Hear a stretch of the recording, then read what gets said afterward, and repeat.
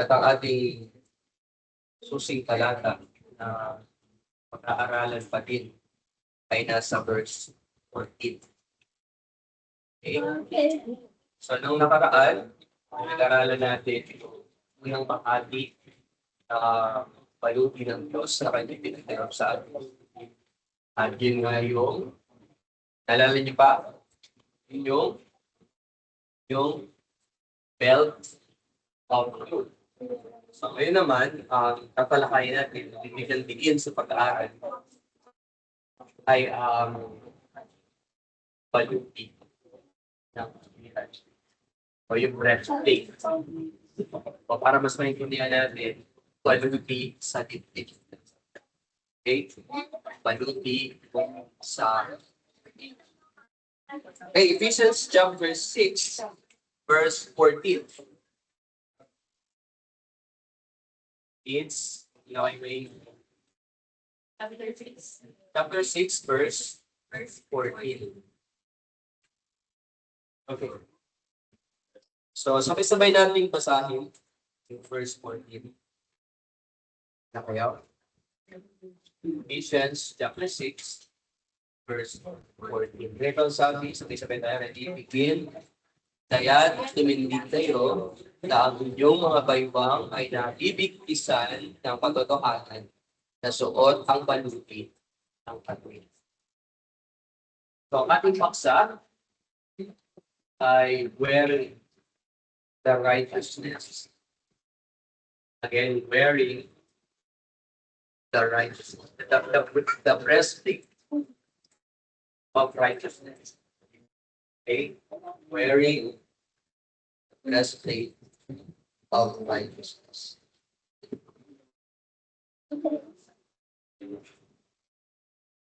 So, yun ang command. Utos. At suot ang paluti ng okay? Nakuha po na yung wearing the breastplate. Breast. Tapos plate. Magkano plate? Tapos plate. B-L-A. Magkaduktong yung breast.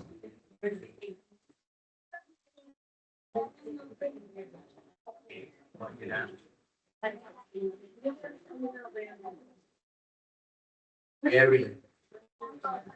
Yung Tagalog, isupport ang paluti ng patir.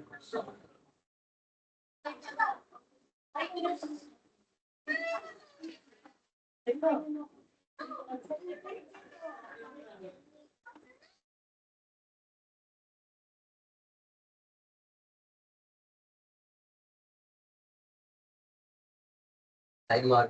Simulan.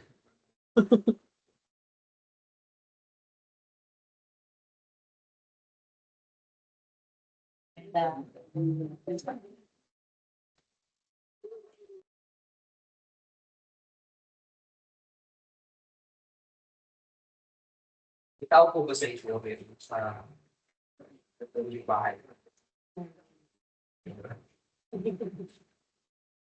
Kailan yung sa mister? TV, tudo, kanina. Pero kung sakaling dumating yung araw na kayo mag-anak, kaya sama-sama lalabas ng isang tahanan. Madalas na gagawin natin, titiyakin natin na nakasarado lahat. Tiyakin natin na nakapatch lang pintuan at tahanan. Kasi, tao, kasi pagka binuyang yung pinayaan na ako bukas, maaari ka ipasusin ang makina. Or maaaring makapasok tao na mayroong sakay pang pawid. At sa isang sumasakay ng motorsiklo, sa inyo na motor, Bago siya sumakay ng motorsiklo, ano ang kanyang unang ginagawa? Kanyang dadaputin yung helmet at yung susunod. Kasi pagka lumabas siya, bumiyahe siya dyan sa Labotas nang walang helmet, huli ka. Magiging sa enforcer, hindi ka pa halalagpasin. Ikaw ay ma-certification. At kung wala akong dalang helmet, magkaroon ng trouble, maaaring natamaan ang parte ng at yung gumagamit ng sasakyan or ng kotse o sa kanyang pagsakay sa driver seat niya, ano ang kanyang unang ulit or hihilahin yung seatbelt. Kailangan niya lagay kasi yun ay para sa kanya safety.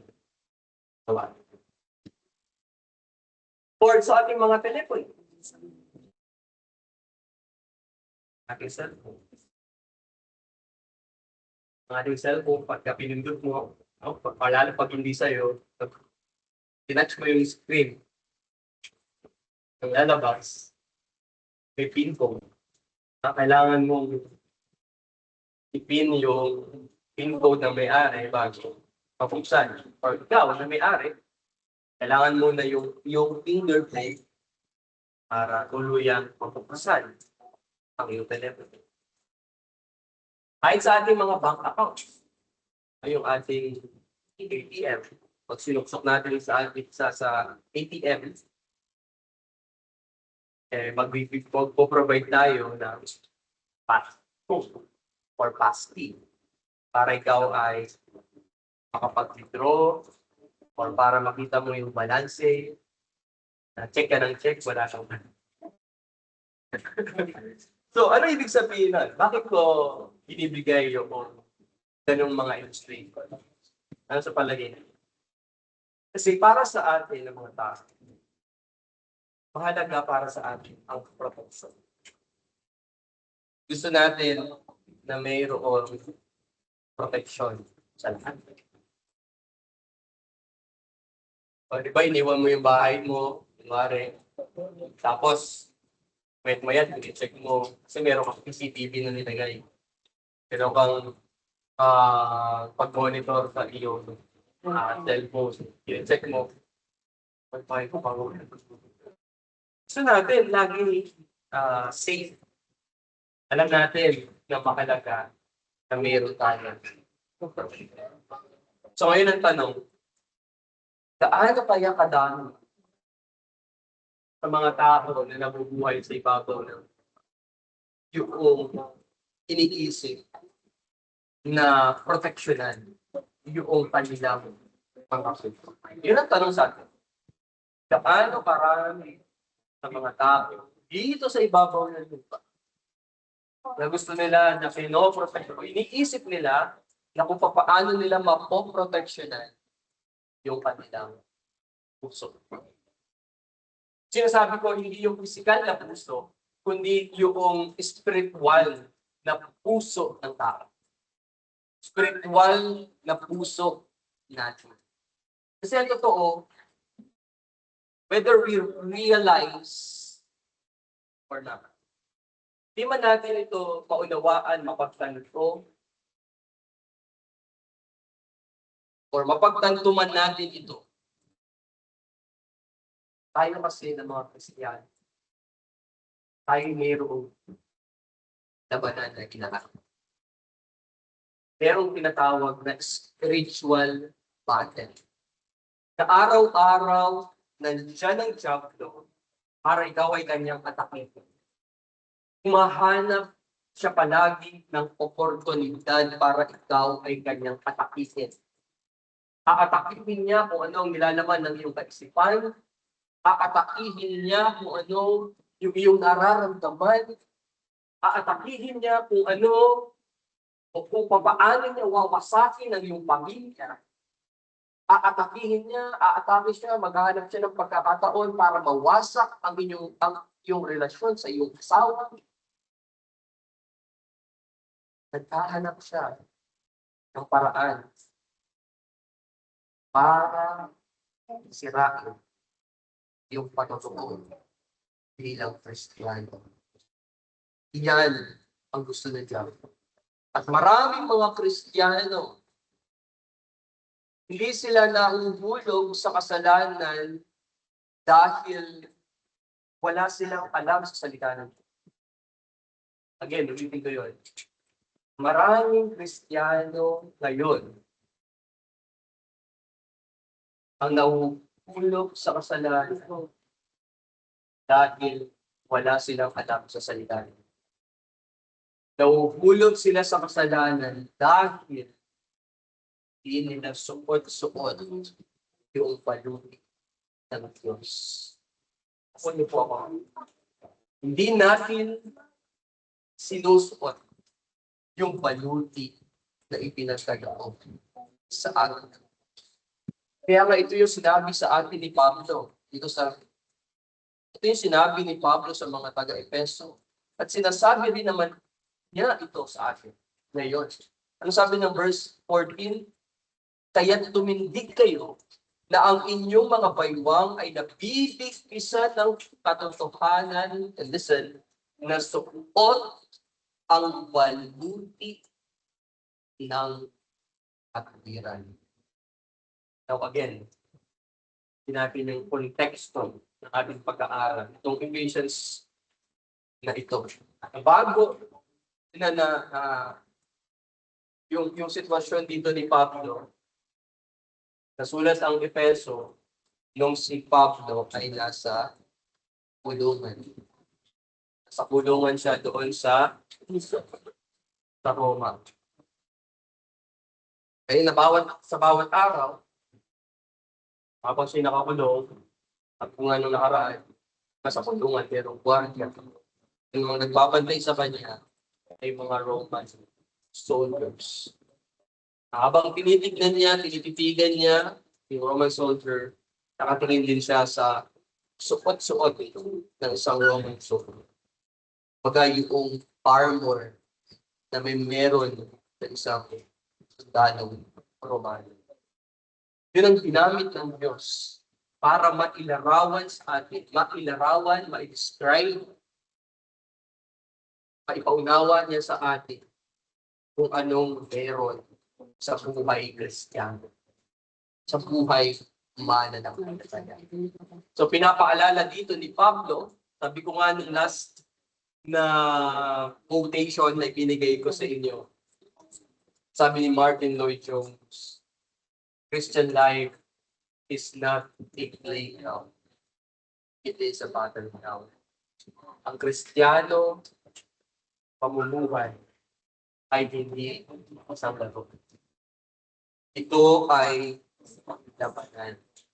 Merong pakikipaglaban na tayo ay inaarap. Kaya ang bawat soldier, tayo, as a Christian soldier, tayo ng mga sundalong mananampalataya o Kristiyano. Ibig nito sabihin, kailangan talaga natin meron tayong suot-suot. Anong suot? Yung bukong baluti. Yung full armor of God. At isa nga dito sa ating pag-aaralan ngayon, sa bahagi ng armor na ibinigay sa atin ng Diyos ay yung breastplate of righteousness. Kaya wearing the breastplate of righteousness. May breastplate sa Tagalog, paluti sa dibdib or protection sa dibdib. Di ba yung Roman soldier, nagsusot siya ng ng armor para ma-protection na. Yung pastor. Ang paluti, ang kanyang protection na niyan is yung chest, yung lungs, yung puso, isa lahat. Yung tiyan, yung abdomen, Ibig sabihin, kaya ka nagsusuot ng breastplate para maproteksyonan yung mga vital organs mo. Yung mga critical na bahagi ng iyong katawan. Kaya kung wala yung baluti na yan, hindi mo siya suot-suot. As a soldier, hindi ko siya suot. Ano mangyayari sa akin? So, baka isang tirahan lang ako ng espada. Isang tusukan lang ng espada, patay na ako. No? Walang protection eh. Hindi ako makakatagal. So, kapag yan ang tinamaan, kunwari ako sa puso, kapag wala na, patay ka na agad. Vital organs. So, ganyan din sa atin, bilang isang mananampalataya. Kasi ang gusto ng Diyos sa atin, ating spiritual na buhay, ay napoproteksyonan. Okay? Hindi siya yung mapoproteksyonan ng metal armor, kundi ng spiritual armor. Okay? Kung isa naman misinterpret, ha? Kung mamaya maghanap kayo ng ano dyan.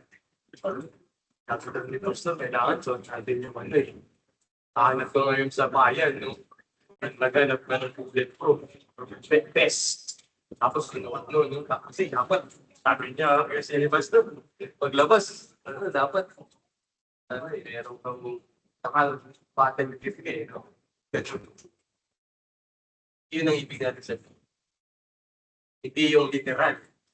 Kundi ang pinag-aaralan natin o ibinibigay natin dito is yung spiritual. So imagine, so yun ang gusto ng Diyos. Sa ating spiritual na buhay, meron tayong daladalang. Kaya una sa ating pag-aaral, gifted righteousness. Gifted righteousness. Aloob. Kailangan natin maunawaan muna na tayo pinagkalooban ng patungiran. Again, sa verse 14, ating text, kaya tumindig kayo na ang inyong mga baywang ay nabibigkisan ng katotohanan na suot ang baluti ng patungiran. Now listen.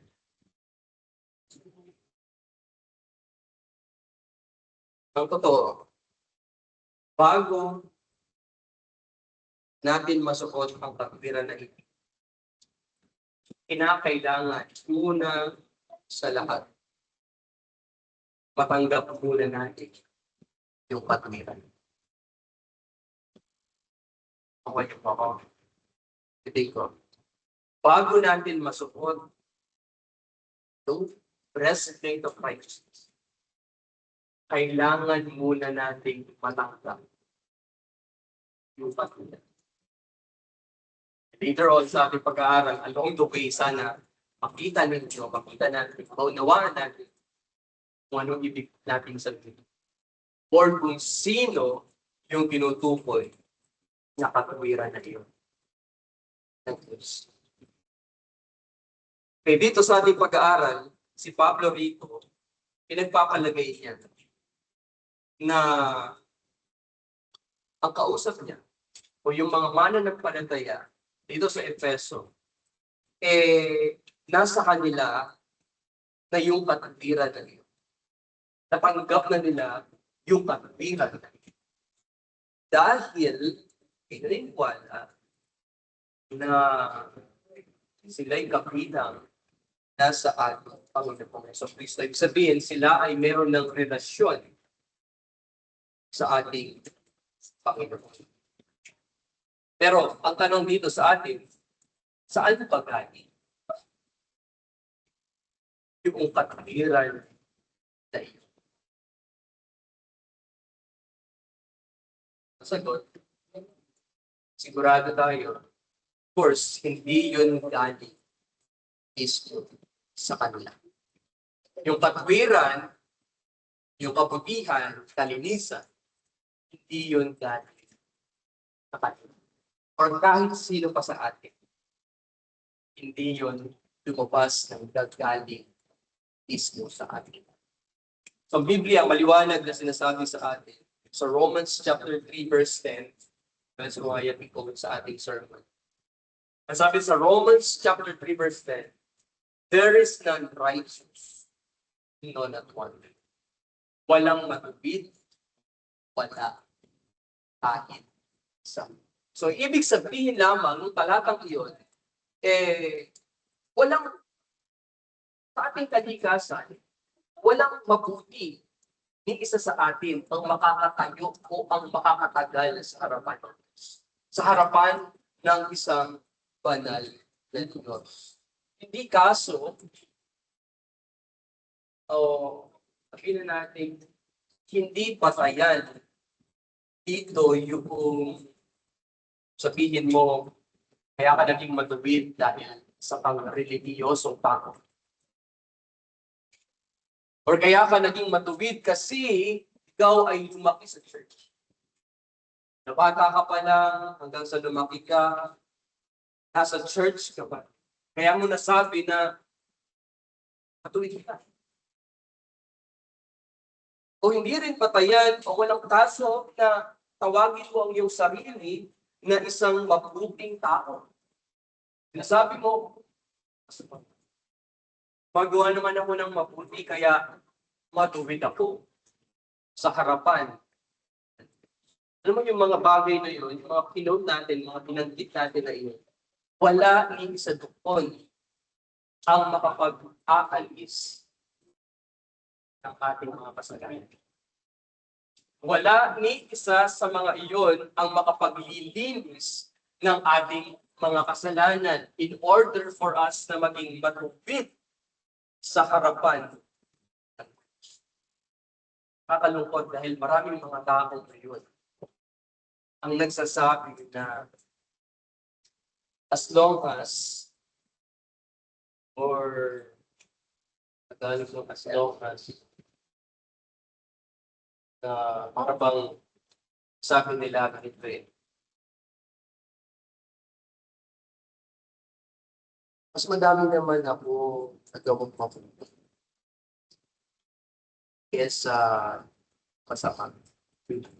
Siguro naman tatanggapin naman ito. Compare naman sa mga masasama na nagawa ko sa buhay. Mas marami naman akong nagawang mabuti. Kaya tatanggapin ako ng Diyos. Nakarinig na ba kayo ng ganong mga statement? Nakarinig na ba kayo ng ganong klase ng reasoning? O marahil, ikaw mismo, sinabi mo ito sa sarili mo. Nasasabi mo sa iba o sa iyong sarili mismo. Mas marami naman ano. Isa masama. Kaya tatanggapin naman. Siguro ba? Pero tanong ko ito sa iyo. Ilang mabuti ang kailangan mo gawin para tanggapin ka ng Diyos? Are you with me? Ako yun may question. Ilang mabuting gawa ang kailangan mong gawin para tanggapin ka ng Diyos?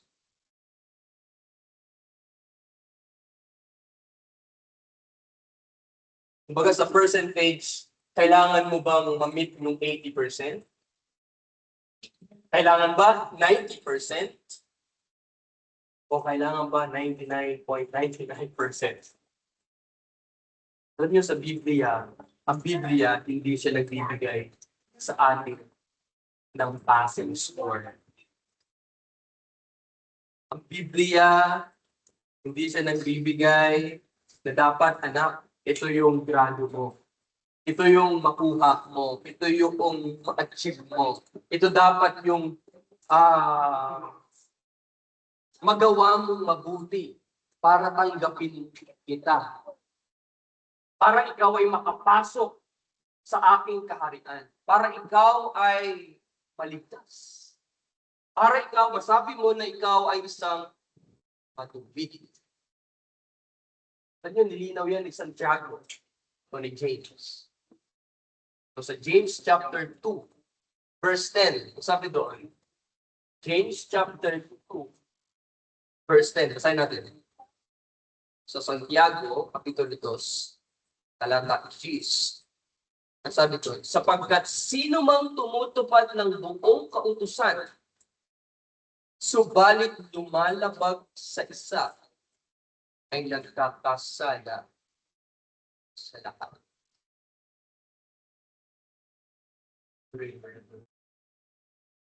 Alam mo ang scripture,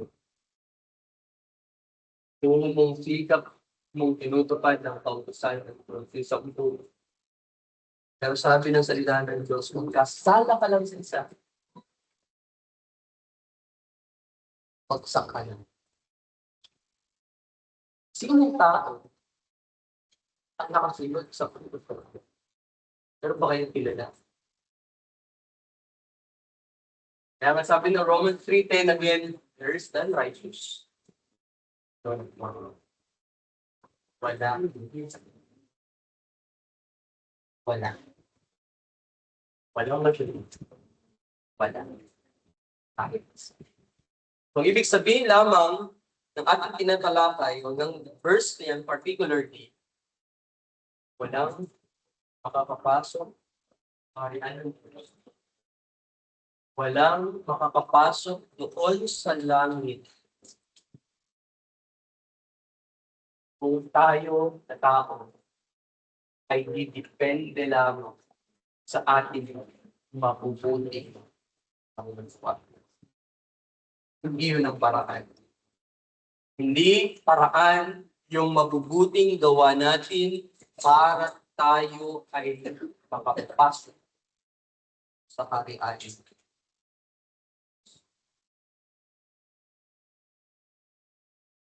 Wala nang isa sa atin makakapasok sa kaharian ng Diyos. Kaya yun ang malaking kaibahan ng sinasabi ng relihiyon at sinasabi ng Kristyanismo. Ang sinasabi ng relihiyon, ng iba't ibang relihiyon, sinasabi nila, pagsumikapan mo, pagpagalan mo, pagpaguran mo, para tanggapin ka ng Diyos. Paghirapan mo para matamo mo ang kaligtasan. Paghirapan mo para ikaw ay maging matuwid sa harapan ng Diyos.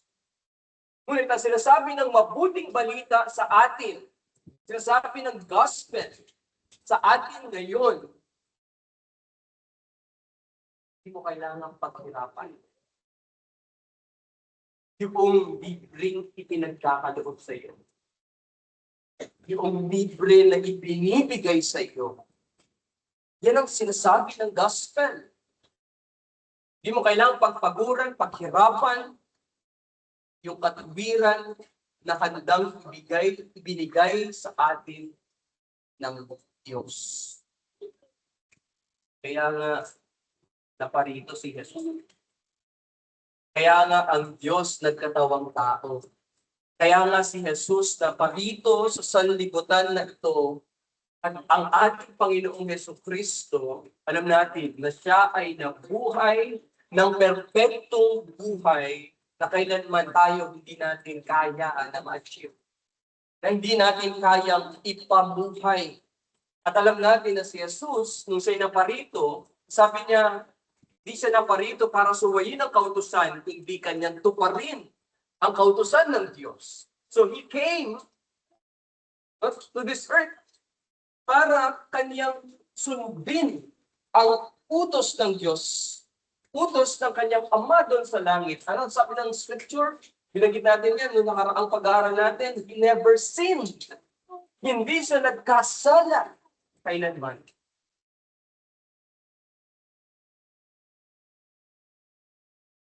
Yung Diyos na nagkatawang tao, kanyang kusang inialay yung kanyang buhay doon sa krus ng Kalbaryo para sa iyo at para sa ako.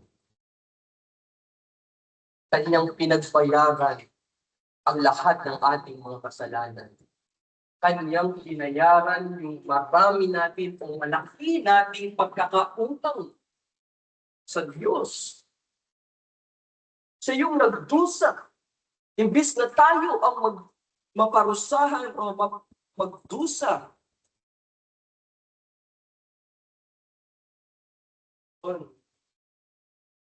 Pinakita sa atin ng Diyos, ipinahayag sa atin ng Diyos yung kanyang kahanga-hangang biyaya. Alam mo kung ano yung kahanga-hangang biyaya na yun?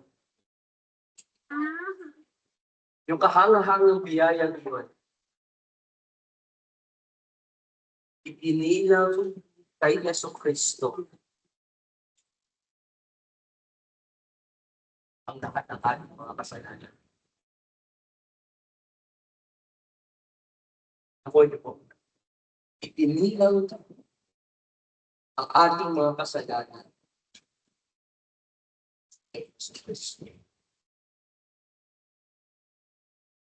Kaya yung katwiran na yun, ay napasa atin, yung katwiran na meron kay Christ, ay ibinigay sa mga tao na handang manampalataya na sino man ang mananampalataya kay Jesucristo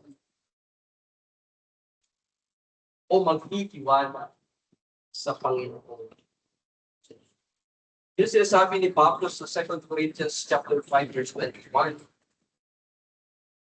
2 Corinthians chapter 5 verse 21. Sabi doon, para sa ating kapakanan, ginawa niyang may kasalanan siya na hindi nakakilala ng kasalanan upang sa Kanya tayo'y maging katwiran ng Diyos. Yun yung puso ng mabuting balita ng Diyos. Na si Jesus, pinasan niya, pinagdusahan niya yung lahat ng ating mga kasalanan.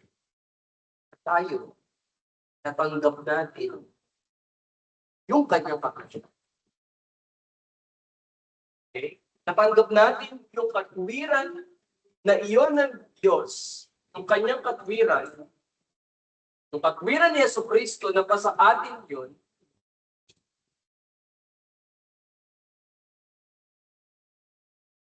at kaya ka tinanggap ng Diyos, kaya tayo tinanggap ng Diyos ay hindi dahil sa ating mabubuting gawa. Kaya ka tinanggap ng Diyos kasi isa lang yung mabuti, at yun ay si Kristo. Tinanggap tayo ng Diyos dahil kay Kristo. Dahil sa katwiran ni Kristo. O parang mas madali. Tinanggap tayo ng Diyos hindi dahil sa ating mga mabubuting gawa. Kundi tinanggap tayo ng Diyos dahil sa tinapos na gawa ni Kristo tungkol sa krus. Para sa iyo. Para sa akin. Ako niyo po yun? Hello? Ako ulitin. Tinanggap ka ng Diyos dahil sa mga mabubuting gawa mo. Dahil sa iyong mga ginawa. Tinanggap tayo ng Diyos dahil sa ginawa ni Kristo sa krus ng Kalbaryo. Para sa iyo. Para sa ako. Now, tingnan niyo ako. Parang ganito yun. Magbigay ako ng illustration. May isang bata. Yung pangalan niya? Pico. Victoria. Pico. Pico. Ay, Pico. Victoria. Gagamitin ko ng illustration si Pico. Pico. Palit siya, no? Palit ka. Si Pico, And makulit siya. Lumabas siya ng bahay nila. Kakaulan lang. Kakapuhos lang ng ulo. Lumabas si Pico. Dahil wala na ulan eh. Hila na eh. Tapos sabi nga ng Pico, makulit siya. Pakakulitan niya, nadapa siya. Okay, imagine niyo lang ha. At si Pico, dahil sa kakulitan niya, nasubsub siya ha? Kapatikan. Okay? Ikaw nalugdog na ano ka, no? Tapos yung suot mo magputik. Puro putik. Parang galing ka sa school. Di ba sa school, uniform mo putik, di ba? Short, pati medyas, putik. Palagay na gano'n naman tayo sa school. Nasubsub siya sa putik. Tapos nakita siya ni Mama, Sheila niya. Dapat, nalugdog dun sa putikan. Dahil may ginagawa si Mama Sheila, naglulugdog. Tinawag niya si Kuya Reynaldo. Kuya Ray. Yung anak niya.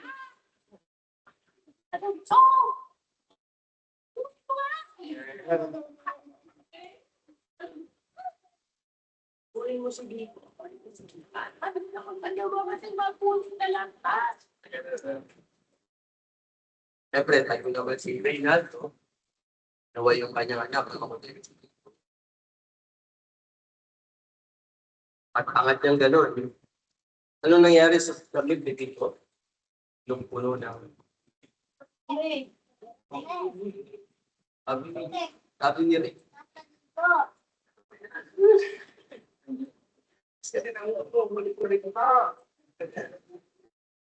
Siyempre, si Ray, dahil kung gagawin niya, uli niya yung kanyang anak, iuwi niya sa bahay.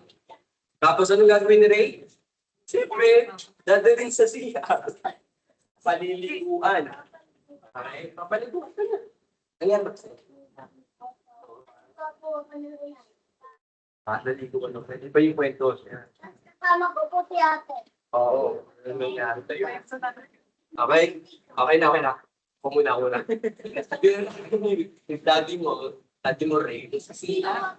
Tapos pinaliguan ka, sinapunan ka. Tapos, pinaliguan ka, sinapunan, tinanggal yung mga dumi-dumi mo sa katawan. And then, anong ginawa sa'yo ni... Tapos, punta kayo dun sa yung... Kuha ng kanya ng... Sakit. Panibago. Susuot na sa'yo. Tanong ko sa iyo. Yung damit pa, yung dahilan kung bakit sa naging anak niya ay nakanyatas. Dahil pa dun sa damit. Sana nakuha niyo yung point na. Hindi dahil dun sa damit. Kaya, tinawag, kung ano sabi mong anak siya, sinabi sa ila, gagawin talaga yun ng tatay. Gagawin talaga yun ng magulang sa kanyang, kasi anak niya yun eh. Anak tayo ng Diyos. Yun ang good news. Yun ang mabuting balita. Hindi dahil sa... Kaya tayo nabilis. Kaya tayo nadamitan ng katwiran ng Diyos. Kaya tayo nalinis na bigyan ng bagong pag-ibig.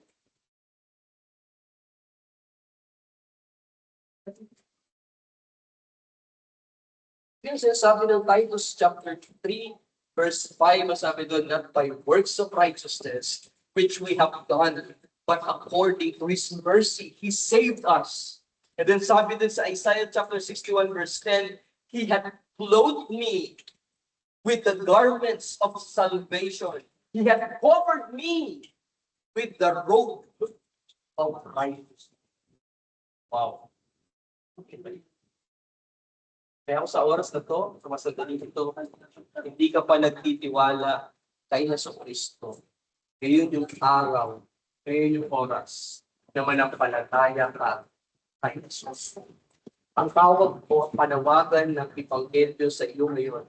Sinasabi sa iyo ni Jesus Christ, magsisi ka ng iyong mga kasalanan, alikuran mo ang iyong mga kasalanan, at manampalataya ka kay Jesus Kristo. Sa kanya lang, wala nang iba. Okay, maraming or may ilan na nagsasabi, Pastor, kung ako pala ay ginawa ng matubig ng Diyos sa pamamagitan ni Jesus Kristo, bakit kailangan ko pang mabuhay ng matubig? O bakit ko pa kailangan na mamuhay ng may kabanalan? Ginawa na ako ng matubig lang naman sa iyo. Pero ganun, ayun sabi. Pero alam niyo, sa Kristo, ito'y dahil yung katwiran na ibinigay sa atin ng pamamagitan ni Jesus. Okay? Yung katwiran na nagligtas sa atin.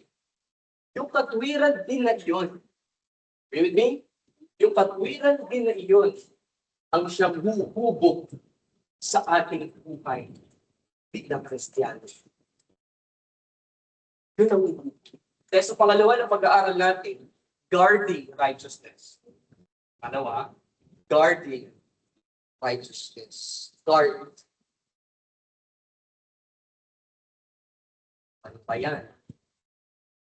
Proteksyonan. Proteksyonan. Again, sa ating key text, sa Ephesians chapter 6, verse 14, sabi ron, kaya't tumindig kayo na ang inyong mga baywang ay nabibigisan ng katotohanan, listen na sukot ang paluti ng katwiran. Having on the breastplate of righteousness. Ano napansin niyo doon sa salita? Actually, pagka binasa mo yung verse 11, doon nag-umpisa yung command eh. Pansin niyo? Put on, ang sabi doon. Isuot ninyo. Ang sabi ng salita nito. Kung mapapansin niyo yung salita, hindi sinabi ng salita ng Diyos na anak, bitbitin mo yung balon. Bitbitin mo lang. Hindi yun ang sinabi. Dadalhin mo lang. O kaya, dadalhin mo lang. Baluti sa dikit. Hindi rin sinabi na tignan mo lang. Yung baluti na katwiran. Ano sabi? Put on. Isuot. Kasi nakakalimutan natin, isuot eh. Kaya wala tayong Lord. Wala tayong protection. Hindi natin sinusuot yung baluti na ibinigay sa atin. Mas bakit natin suot? Kasi araw-araw meron tayong laban. Kailangan natin isuot ang baluti ng katwiran na iyan kasi araw-araw meron tayong laban. Meron tayong haharapin na kalaban. Yun yun?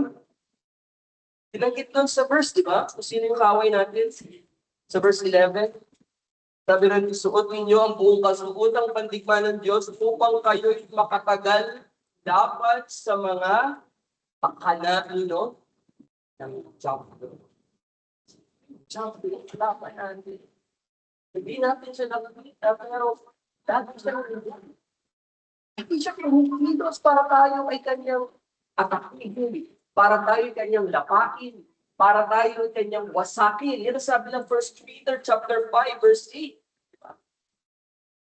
So palagi siyang naghahanap ng oportunidad para ikaw ay kanyang pagsakin.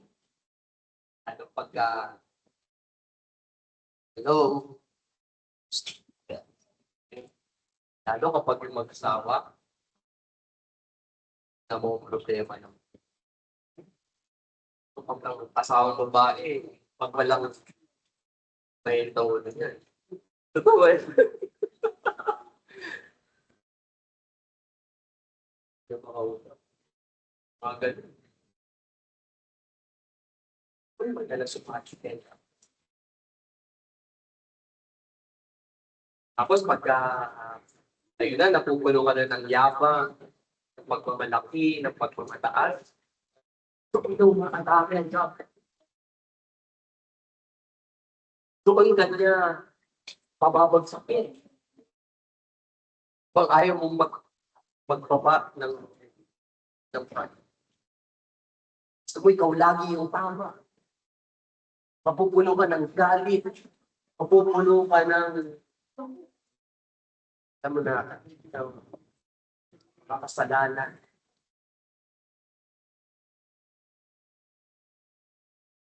Kailan gusto niya ang ang iyong pananampalataya sa Diyos.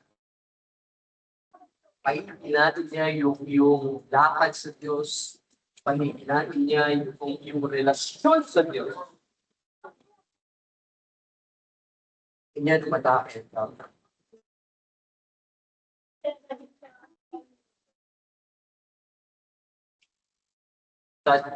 Nakakalungkot dahil may mga nagsasabi na tinanggap ko naman si Christ matagal na. O nanampalataya na ako kay Christ matagal na. Kaya, hayaan mo na lang ako, pastor. Dahil, kumbaga, sinasabi niya, hayaan mo na lang gawin ko kung anong gusto ko. Wala na siya, parang, yung ganong klase ng statement, parang wala siyang paki sa righteous living eh. O yung pamumuhay ng maayos.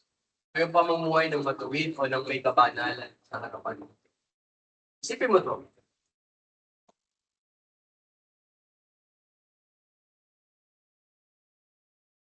Ang bunga. Kaya yung bunga. Kaya naman, nagbunga yung isang puno. Kasi yung puno, ay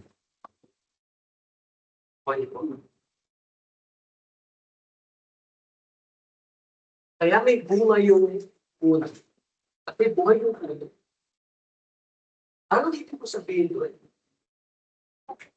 Kasi yung bunga, yun ang ebidensya. Yung bunga, yun ay pruweba na yung puno buhay.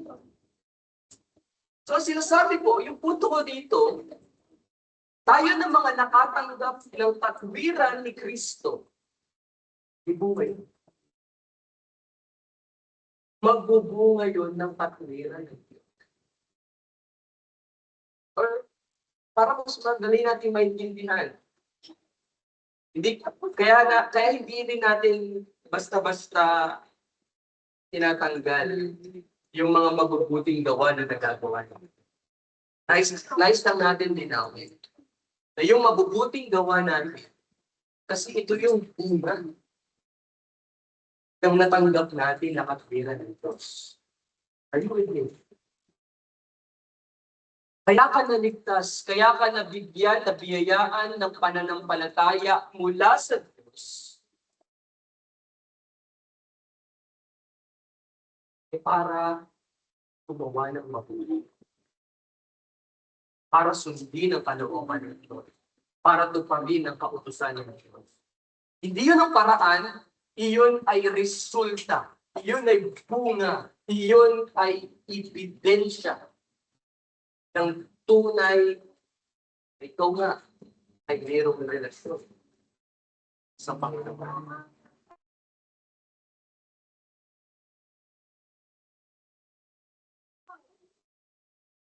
Sa aking application, kapanang kumain. Sana sagutin ninyo kahit sa ito. Isipan.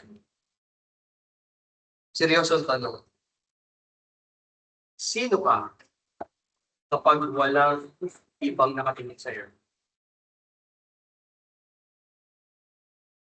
Sino tayo sa harapan ng Diyos kapag walang ibang nakatingin sa atin. Kapag ang Diyos tinignan niya yung ating pribadong buhay, kapag tinignan ng Diyos kung ano yung nilalaman ng ating mga pag-iisip, ano kaya yung kanyang makikita? Ano kaya yung kanyang matatagpuan sa atin? O kapag tayo ay mag-isa, ano kaya yung madalas nating tinitignan? Pag walang nakatingin sa atin, ano kaya yung ating ginagawa? Wala makakasagot. Tayo lang. Sa iyong relasyon, sa iyong pamilya, paano natin sa ating tayo na asawang lalaki, paano natin pagsalitaan ang ating asawa? Paano natin sila tratuhin sa ating mga sinasabi? Sa iyo, sa iyo bilang magulang, paano ninyo pinagsasalitaan ang inyong mga anak? Kayo ng mga anak, paano kayo nagsasalita sa inyong mga magulang?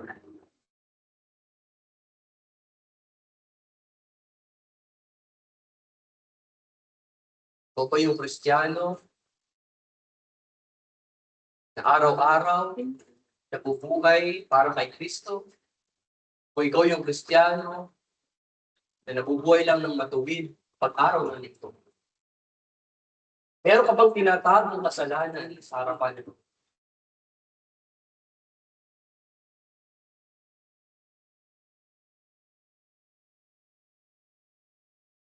Meron ka bang kasalanan na hanggang ngayon ayaw mong i-confess o ayaw mong ipakiyag sa Diyos? Pag dumating ang Diyos, dumating ang Panginoong Yesus, ano kaya yung madadatnan niya sa atin?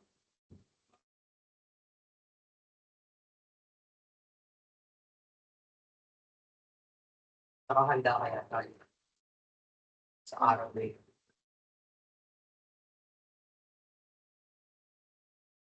Sana suot-suot natin yung baluti ng katwiran. Sana ginagamit natin ang katwiran na iyan para tayo maproteksyonan. Kami, bawat umaga, pumapasok sa trabaho. At bago kami lumabas ng bahay, ang titiyakin namin na nakasara lahat, protected. Or kahit kayo po, araw-araw, di ba, bago tayo lumabas ng bahay,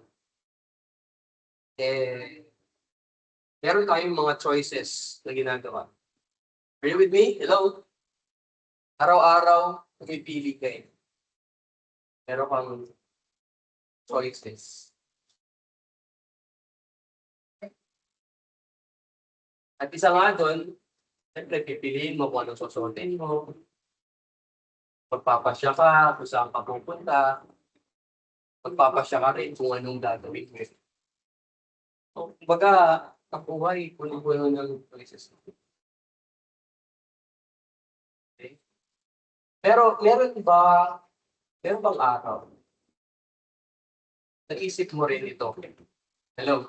Naisip mo rin itong bagay nito. Yung bang may araw na huminto ka tapos sinabi mo sa sarili mo na, teka, nasuot ko ba yung baluti? O sa dito?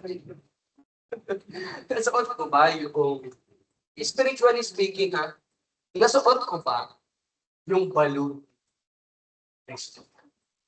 Baluti na katwiran ng Diyos. Meron bang ganong pagkakataon? Kasi alam mo, yes, meron akong mga decisions na gagawin. Paglabas, ang totoo, paglabas, the moment na lumabas ka ng bahay, para pumasok sa school, para magtrabaho, para ihatid ang iyong anak papuntang central sa school, paglabas mo. Ayun din. Labanan na yun. Meron ka nang haharapin nalaban. Nandiyan na, kaliwaan na. No? Pipili sa ganito. Merong mga tukso, merong mga discouragement, may mga temptation. Merong mga compromise. Ito sinasabi natin. Gusto kasi ng chapter na tayo ganyan atakin. Para ano? Para masira yung ating pagtutubo sa harapan. Yung bang madi-dishonor mo si Christ.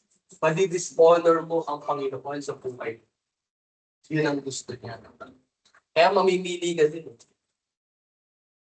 Ang maparangalan ko si Christ o hindi. Sa aking pagtatapos, yan, natapos na ako mga kapatid. Ano kasi paglalawin ko sa... Yung matatapos na, ito na, last na. Yes. Di ba ang chapter? Yun ang sinasabi ng aklat ng John chapter 10. Ang chapter, hindi niya na kayang agawin yung kaligtasan ng tayo. Yan na kaya. Ayun, ang gagawin niya na lang. Guluhin ka. Sirain ka. Wasabi ka. Bilang Kristiyano. May kinig. Ang gusto niya, sirain yung ating Yung parang, ano no, ganito. Ina, pakinggan niyo na ako, matatapos na ako eh. Ina, pakinggan niyo na. Gusto ng Diablo, masira yung iyong testimony. Paano yun? Ganito. Ito.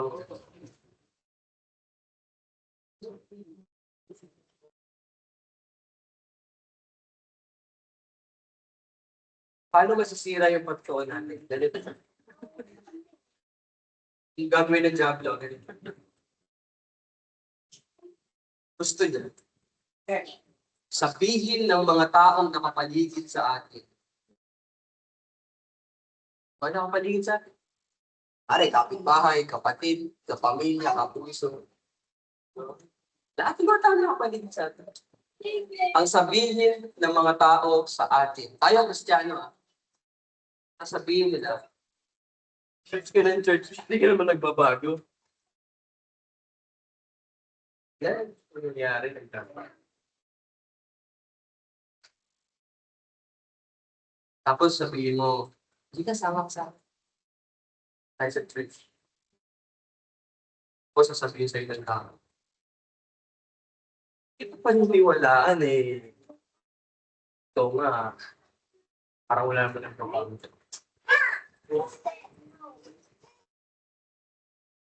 Hindi gusto ko dyan. At ginagamit yung mga tao sa paligid natin para sirain tayo.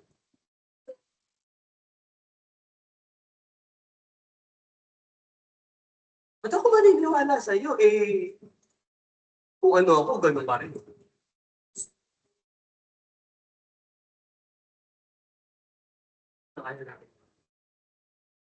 Kaya kailangan natin yung palugi.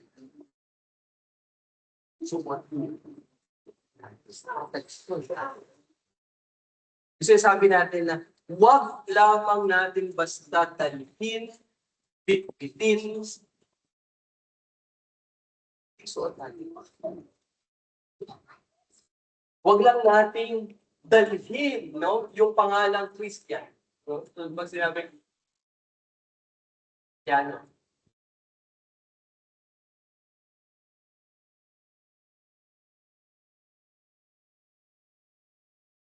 sana huwag nating hayaan na matisod yung ibang tao sa ginagawa natin. Huwag na parang discourage sila. Sila yung ma-discourage sa atin. Ayaw natin. Ayaw natin masabi yun sa atin. Kami masabi sila kasi.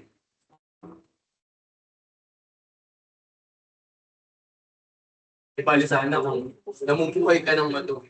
Pero yun, yung mga accusations, yung mga sinasabi sa'yo ng masama. Dahil sa pamumuhay mo ng manipis. Okay, no? Kasi mangyayari talaga yun. At merong magandang quote, si Charles Spurgeon, na magtatapos, sabi niya, a holy life is the best answer to all the accusations of Satan. Again, a holy life is the best answer to all the accusations of Satan. Time na lang. Kapangyarihan ng Diyos. Salamat po sa inyong mga salita na dala mo sa amin sa araw. Tulungan kami sa bawat araw. Alalahanin ang iyong mga salita. Palagi naming support ang paluti ng katwiran na ito na pinatalo mo sa pamamagitan ni Yesu Cristo. Ako aming panalangin sa pangalan ng Diyos.